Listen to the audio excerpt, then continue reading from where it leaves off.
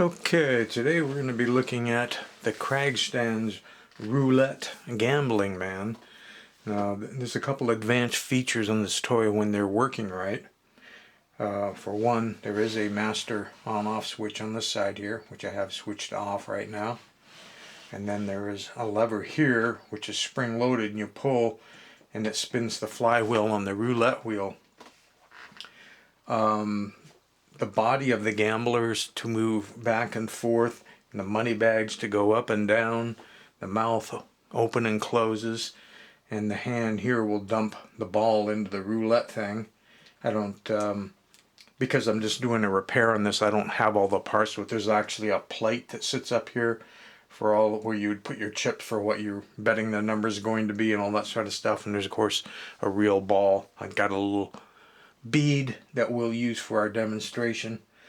But the main problem with this one when I received it is there is a main gear. If we can keep the thing to focus, as you can see, it's warped, it's bent, there's teeth missing. It's made out of a cheap pot metal, which kind of tends to fall apart, especially when it's under any sort of load, and in this case it's under a lot of load. All the power of the entire toy has to pass through this large gear, and the small one for that matter. This wire, piece of wire on this crank runs up to the mouth to make the mouth part open and close, and of course this wasn't going to work. So I did some digging and I found a nylon gear of the same diameter as the large one and the same number of teeth. And then I also found this small crown gear, and by cutting the crown off and just keeping that 10 tooth part it needs to attach there, I could make the basic gear required to get the toy running. Now, in order to get the mouth opening and closing, that involved, hang on, I'm going to be moving you. That involved 3D printing this cam piece here. Let's see if I can get my mouse to work. So you can see how it would fit on there, and it forms a cam, and that can move the rod so that the mouth can open and close.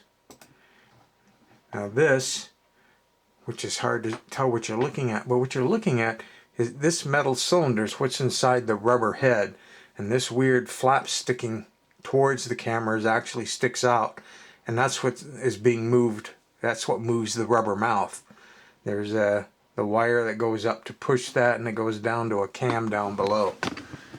So once I got all of that in there and working, you have to carefully take the clothes off, glue the clothes back on, and then ran it a few times. In fact, I was shooting this video, or the one just before it, which is the same as this video. Everything was working fine, then all of a sudden he stopped moving side to side, and if he stops moving side to side, then he's going to stop moving his hand, and he's going to stop shutting off automatically, because all that happens off the same cam, which is over in this arm back in here. And unfortunately, that cam is held onto its shaft with, yes, you guessed it, a piece of pot metal. And it disintegrated as well because it's performing a lot of tasks. So I ended up having to make a brass insert to solder that metal part of the cam onto the shaft and basically remove the pot metal part that had failed. So we're going to find out if any of that stuff works right now.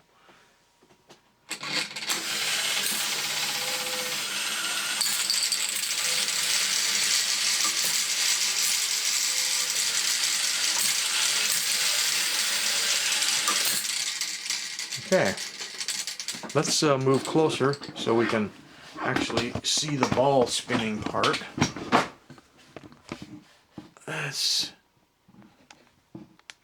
I think you can see down in there a little bit better now. And this being a little closer, perhaps you can even see the mouth move and all that good kind of stuff. So we'll put our ball back up there.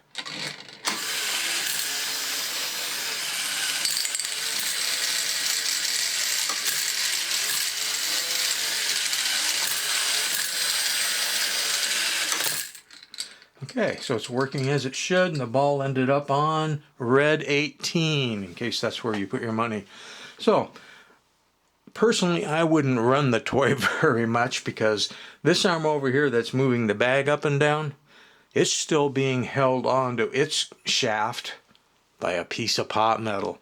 And if this one disintegrated and broke, not only the teeth, the gears, but the end off here that would normally nub into the gearbox, and then this one over on this side broke, I would imagine that the piece of pot metal over on that side is just living on borrowed time as well. But it's working at the moment, and that was all I had to get done.